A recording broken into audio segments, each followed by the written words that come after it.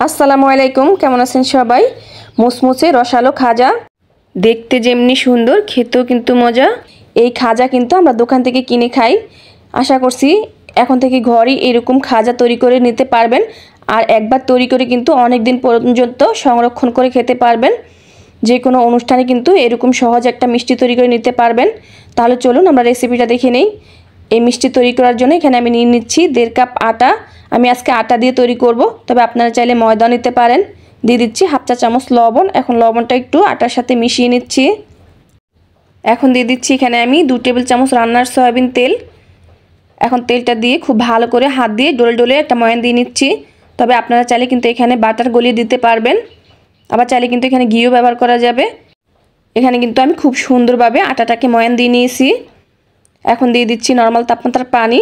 আমি অল্প অল্প পানি দিয়ে কিন্তু ডোটা তৈরি করে নিচ্ছি।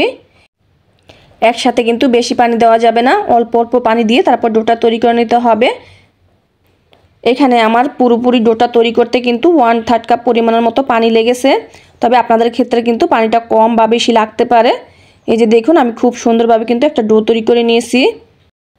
এখন এটাকে আমি হাত দিয়ে খুব ভালো করে মথে নিচ্ছি আর 2 মিনিটের মতো। এখন ডোটা আমার তৈরি হয়ে গেছে। আমি এটাকে রেস্টে রেখে দিচ্ছি একটা ঢাকনা দিয়ে ঢেকে 10 মিনিটের জন্য। এখন আমরা একটা মিশ্রণ তৈরি করে নেব। তার জন্য আমি নিয়ে নিচ্ছি একটা বাটিতে 2 চা চামচ কর্নফ্লাওয়ার, আর দিয়ে দিচ্ছি এখানে আমি 2 টেবিল চামচ রান্নার সয়াবিন তেল। এখন কর্নফ্লাওয়ার আর তেল খুব ভালো করে নেড়েচেড়ে মিশিয়ে নিচ্ছি। এই মিশ্রণটা আমরা পরে ব্যবহার করব, আমি তা দেখিয়ে দিব।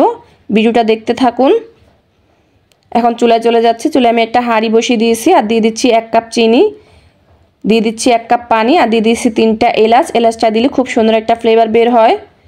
এখন চিনিটা আমি নেড়েচেড়ে খুব ভালো করে গলিয়ে একটা বলক তুলে নিচ্ছি। আমি চিনিটাকে 2 থেকে 3টা বলক তুলে নিয়েছি, আর এর মাঝে কিন্তু চিনি শিরাটা হয়ে গেছে। দেখুন, এখানে কিন্তু কোনো একতার দুতারের শিরা হবে না, চারচাটে একটা শিরা তৈরি হবে। এখানে আমার শিরাটা তৈরি করা হয়ে গেছে। আমি চুলাটা বন্ধ করে দিয়ে দিচ্ছি। দিয়ে আমি এখানে দিয়ে দিচ্ছি 1 চা চামচ লেবুর রস। লেবুর রসটা অবশ্যই দেওয়ার চেষ্টা করবেন, এতে করে দেখা গেছে শিরাটা ঠান্ডা হয়ে যাওয়ার পরে কিন্তু আর জমে যাবে না। এখন শিরাটা তৈরি হয়ে গেছে, একটা সাইডে রেখে দিয়ে আমি কিন্তু ডোর কাছে চলে যাচ্ছি। ডোটাকে আমি আবার একটু ভালো করে হাত দিয়ে মথে নিচ্ছি। দেখুন, খুব সুন্দরভাবে কিন্তু একটা মসৃণ ডো তৈরি করা হয়ে গেছে। এখন একটা পিঁড়ি বেলনি নিয়ে নিচ্ছি। আমি এখন আবার একটু মথে নিচ্ছি। এখন আমি একটা লম্বা রোলের মতো করে নিচ্ছি। এখান থেকে আমি ছোট ছোট করে লেচি কেটে নিচ্ছি। এখানে আমার 5 থেকে 6টা লেচি হয়েছে। এখন লেচিগুলো আমি গোল করে নিচ্ছি। আমি কিন্তু এখানে প্রথমে একটা রুটি তৈরি করে নিচ্ছি। এখানে রুটিটা কিন্তু অতিরিক্ত পাতলা করা যাবে না, আবার কিন্তু দেখা গেছে মোটা করা যাবে না। আমি আপনাদেরকে দেখিয়ে দিচ্ছি আমি রুটিটা কিভাবে তৈরি করে নিচ্ছি। এখানে আমাদের গোল একটা রুটি কিন্তু তৈরি করা হয়ে গেছে। দেখুন, আমি কিন্তু কতটা পাতলা করে রুটিটা তৈরি করে নিয়েছি। আর এইভাবেই করি আমি কিন্তু সবগুলো রুটি তৈরি করে নিয়েছি। এখন রুটিগুলো আমি একটা সাইডে রেখে দিচ্ছি। আর প্রথমে একটা রুটি নিয়ে নিচ্ছি, নিয়ে তারপর আমরা যে তেল আর কর্নফ্লাওয়ারের মিশ্রণ তৈরি করেছি সেটা কিন্তু আমি রুটির উপরে একটা চামচের সাহায্যে ছড়িয়ে দিচ্ছি। তেল আর কর্নফ্লাওয়ার মিশ্রণটা যখন একদম খুব সুন্দরভাবে মেশানো হয়ে যাবে, তখন আমি আরও একটা রুটি উপর দিকে বসিয়ে দিচ্ছি। আর রুটিটা অবশ্যই সমান করে বসিয়ে দেওয়ার চেষ্টা করবেন। এখন তার উপরে আমি আবারও কিন্তু ওই কর্নফ্লাওয়ার আর তেলের মিশ্রণটা লাগিয়ে দিচ্ছি, দিয়ে আবারও রুটিটা বসিয়ে দিচ্ছি। আর এইভাবে করে কিন্তু আমি সবগুলো রুটি বসিয়ে নিয়েছি। রুটিগুলোকে কিন্তু হাত দিয়ে চেপে চেপে খুব সুন্দরভাবে বসিয়ে দিতে হবে, যাতে ভেতরে কোনো বাতাস না থাকে। এখন সর্বশেষ রুটিটা দিয়ে কিন্তু আমি রুটিটা উল্টে দিচ্ছি। এখন রুটিটা উল্টে দিয়ে আমি কিন্তু আলতো হাতে একটু বেলে নিচ্ছি। বেশি চাপ দিয়ে রুটিটা বেলা যাবে না, খুবই আলতো হাতে কিন্তু চাপ দিয়ে তারপর রুটিটা বেলে নিতে হবে। এই যে দেখুন, আমি কিন্তু রুটিটা বেলে আর একটু বড় করে নিয়েছি। এখন আমি আবারও উপরের রুটিটাতে সেই তেল আর কর্নফ্লাওয়ারের মিশ্রণটা দিয়ে নিচ্ছি। মিশ্রণটা খুব ভালোভাবে কিন্তু দেওয়া হয়ে গেলে আমি রুটিটাকে একটা সাইড টেনে তারপরে রোল করে নিচ্ছি। আর এই কাজটা কিন্তু খুবই সুন্দর করে করে নিতে হবে, খুবই সাবধানভাবে। আমি কিন্তু টেনে টেনে তারপরে খুব ভালো করে চেপে চেপে কিন্তু এই রোলটা করে নিচ্ছি। অবশ্যই চেপে চেপে রোলটা করে নেওয়ার চেষ্টা করবেন, এতে করে দেখা গেছে খাজাগুলো খুব সুন্দর হবে। আপনারা দেখতে থাকুন আমি কাজটা কিভাবে করছি। তারপরে সবার লাস্টের মাথাটা কিন্তু আমি এরকম হাত দিয়ে টিপে টিপে তারপর খুব ভালো করে চেপে বসিয়ে দিচ্ছি, তা নাহলে দেখা গেছে ভাঁজটা খুলে আসতে চাইবে। এখন আমি হাত দিয়ে একটু রোলের শেপ করে নিচ্ছি খুব সুন্দর করে। এখানে যখন আমাদের রোলটা তৈরি করা হয়ে যাবে তখন আমি প্রথম মাথাটা কেটে নিচ্ছি, তারপর আমি 1/2 ইঞ্চি পরিমাণে পুরুত্ব রেখে রেখে কিন্তু খাজাগুলো তৈরি করে নিচ্ছি। এই একটা রুটি দিয়ে কিন্তু মাশাআল্লাহ আমার অনেকগুলো খাজা হয়েছে। এখন আমি আপনাদেরকে তুলে দেখাচ্ছি। দেখুন এখানে কিন্তু একটা মাথা ছুটে গেছে, তবে কোনো সমস্যা নেই, এটা কিন্তু হাত দিয়ে চাপ দিলে কিন্তু খুব সুন্দর করে দেখা গেছে জোড়া লেগে যাবে।